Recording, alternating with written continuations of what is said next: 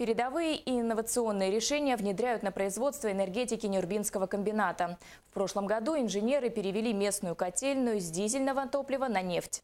А совсем недавно решили вовсе обойтись без топлива. Установили в порядке эксперимента солнечные батареи. Обо всем подробнее Роман Луконин.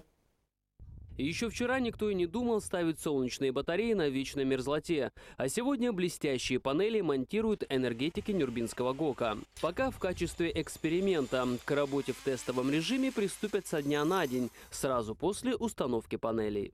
Данные панели довольно-таки легки в сборке. Сами конструкции алюминиевые, легкие, удобно монтируются. По планам энергетиков, их мощности должно хватить для подогрева воды в летнее время.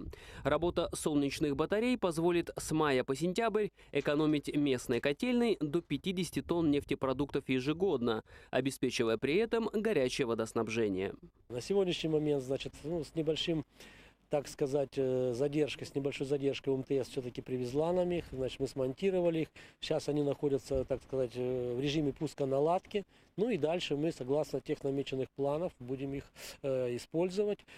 Неуемные энергетики в Накыне уже сэкономили предприятию миллионы рублей. Например, не так давно они перевели местную котельную с дизельного топлива на нефть. Для этого инженерам пришлось заменить котлы и установить необходимые форсунки. В результате экономический эффект оказался весьма ощутимым. Стоимость обогрева вахтового поселка Нюрбинского ГОКа снизилась в 3 раза.